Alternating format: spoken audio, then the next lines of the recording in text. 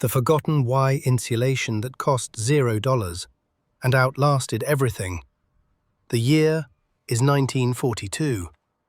A biting wind sweeps across the northern hemisphere, threading its way through broken roof tiles and cracked window frames, reminding every household that winter is not just a season, it is an adversary.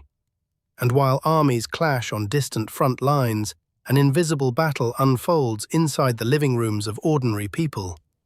A battle for warmth and survival. Every lump of coal is rationed. Every scrap of wool is repurposed. The war machine has swallowed everything: steel, aluminium, rubber, and even the very materials once used to keep homes warm. In this era of total scarcity, when the government's message was simply, "Make do and mend," comfort became a luxury, and the cold became a constant companion. Yet in moments like these, when the world bends but cannot break, something remarkable happens. A quiet revolution began, not in laboratories or government workshops, but in the attics of drafty farmhouses and in the bomb-damaged cottages that lined Britain's rural roads. It was not invented by scientists. It was not manufactured in gleaming industrial plants. Instead, it was born from the dust on a sawmill floor. From what looked like worthless debris, they created an insulation that cost absolutely nothing. It was fire-resistant. It was pest-proof. It was, in a strange and beautiful way, almost immortal. And when renovators open those 80-year-old walls today, the wood behind them looks as new as the day it was first cut. So the question becomes, how did a desperate generation take industrial waste, something swept into bins and burned just to clear space, and turn it into a building material superior to many modern products? What chemistry unlocked this miracle of warmth? What survival instinct guided their hands?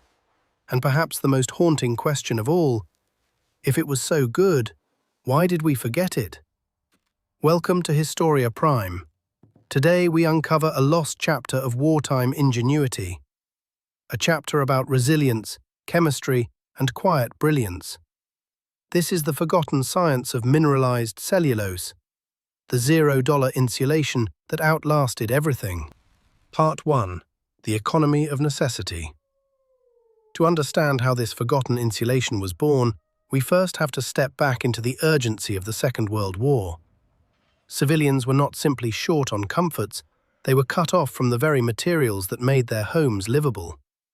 The construction industry, for ordinary people, had effectively vanished. Everything, mineral wool, cork, steel, even basic fix-it supplies, was seized for the war effort. These precious resources were diverted into ship bulkheads, aircraft frames, temporary military barracks, and fuel-saving infrastructure. So if your roof leaked icy drafts or your walls bled heat, there was no trip to the hardware store, no contractor to call, no quick solution. You were completely on your own. Yet it is exactly in moments like this, when necessity presses hardest, that people begin to see the world differently. Communities were forced to look around, really look, and recognize value in places they had ignored for generations. What was once dismissed as garbage suddenly became possibility.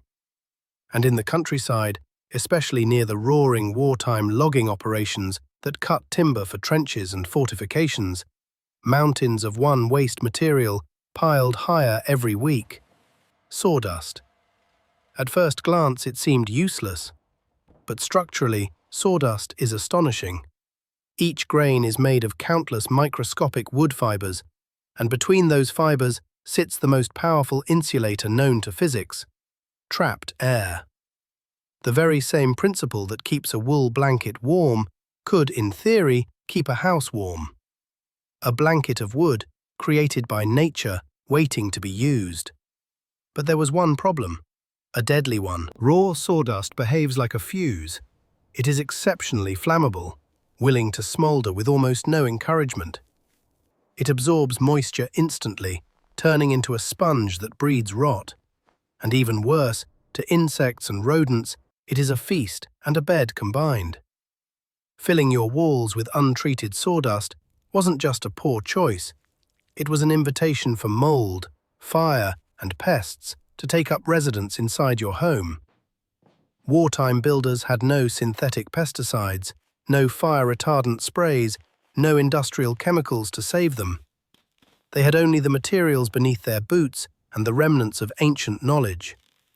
And so, out of sheer necessity, they reached for the one mineral humanity had trusted for millennia, long before cement, long before modern construction, an earth-born substance that built cities, purified water, preserved food, and stabilized civilizations. They turned to limestone. Part 2. The Alchemy of Mineralization. This is the moment in the story when scavenging turns into science and desperation transforms into ingenuity. People weren't just stuffing walls with whatever they could find anymore. They were practicing chemistry, whether they realized it or not.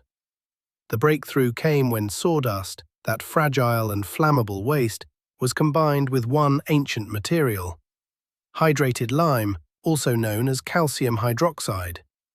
And this wasn't simply a matter of mixing two powders. What they created was something far more profound, a process once described in medieval texts as petrification, the turning of organic matter into something resembling stone. They discovered that if you take 10 to 12 parts dry sawdust, combine it with a single part lime and mix it dry, or with just enough moisture to feel like damp earth, you could pack this blend into walls, attics, and cavities. What went in as waste came out as a mineralized composite that could hold warmth, resist decay, and stand up to the cruelty of wartime winters. But why lime? Because lime is nothing short of magic. To begin with, lime is intensely alkaline, with a pH so high it creates a hostile landscape for life. Termites, beetles, mice, anything that would normally chew through wood, cannot tolerate it. The lime burns their delicate membranes. It turns a once edible material into something no creature wants to touch. In a world where pests meant ruined walls and sick families, this alone was revolutionary.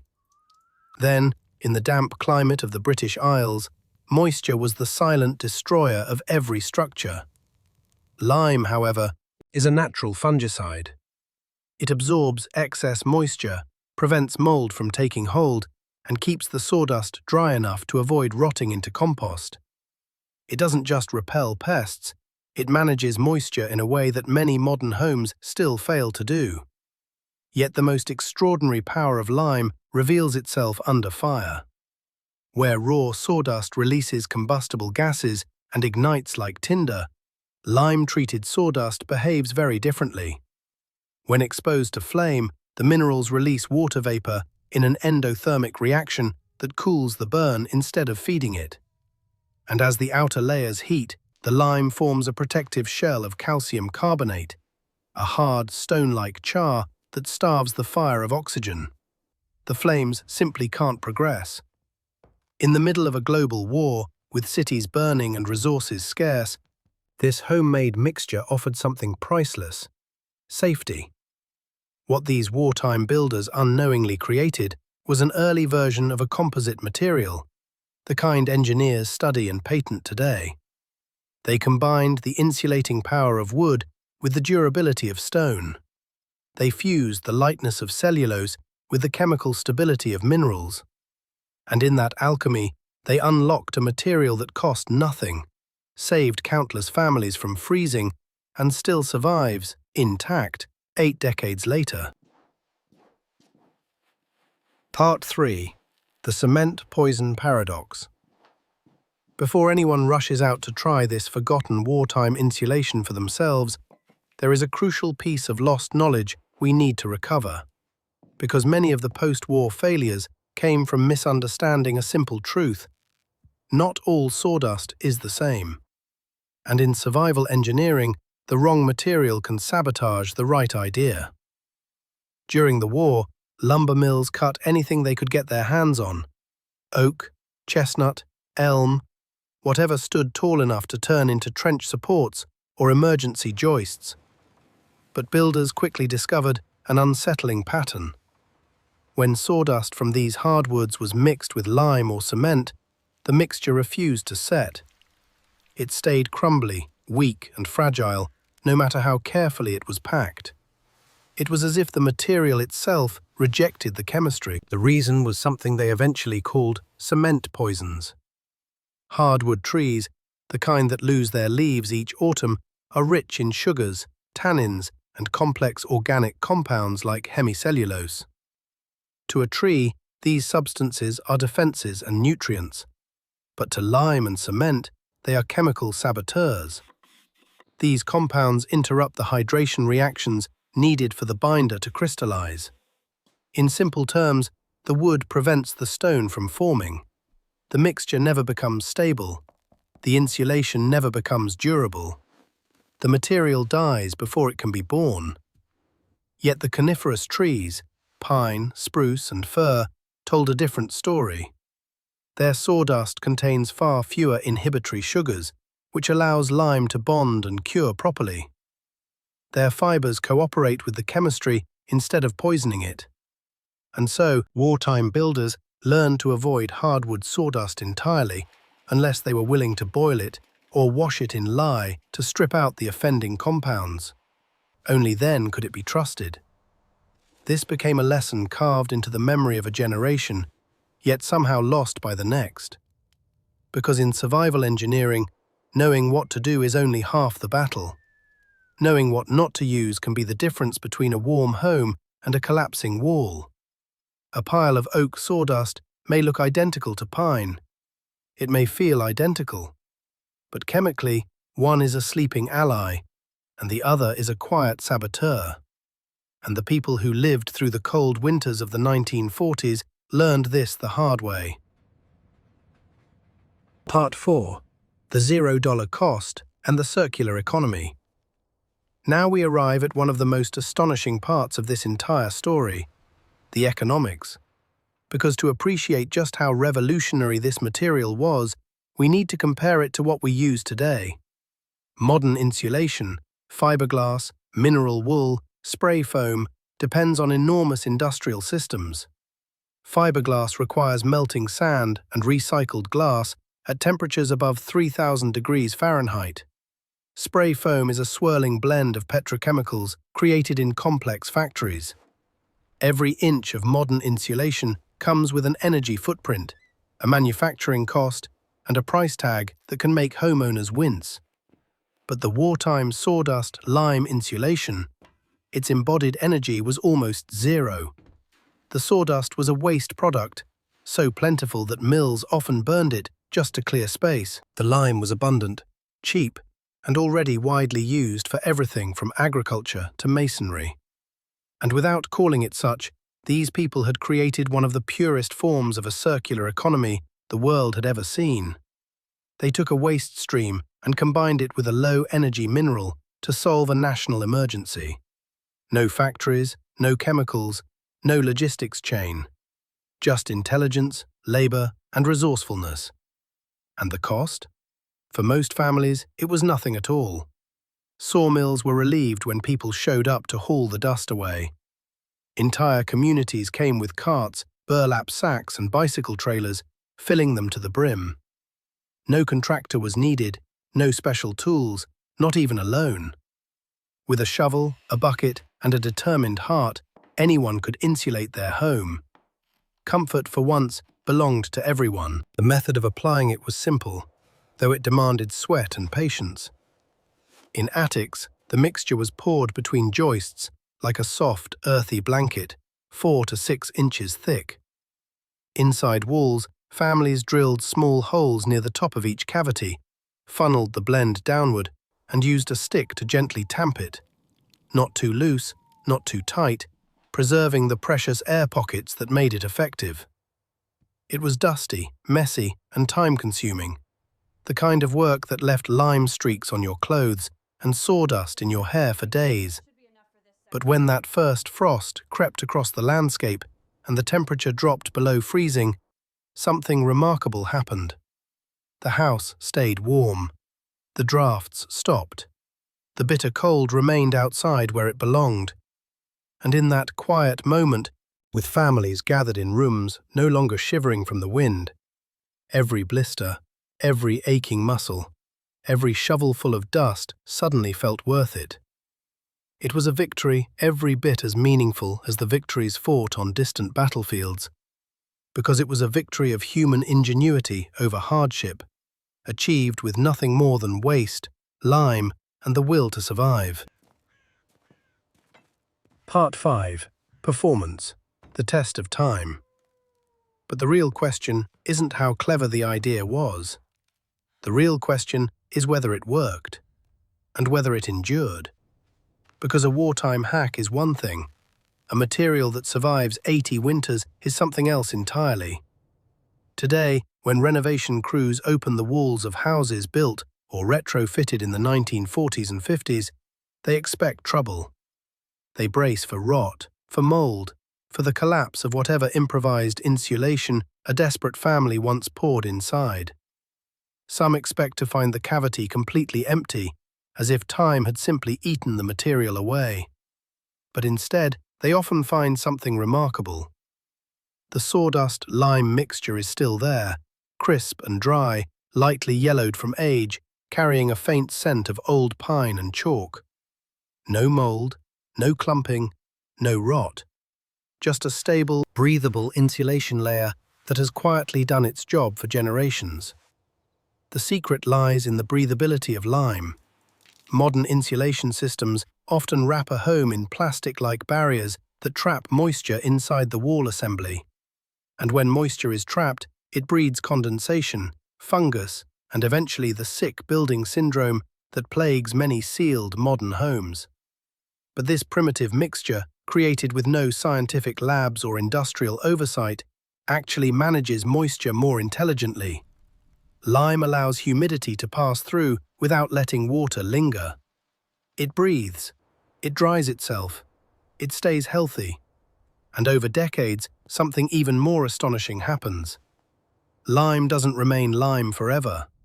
Slowly, molecule by molecule, the calcium hydroxide absorbs carbon dioxide from the air and transforms back into calcium carbonate, pure limestone.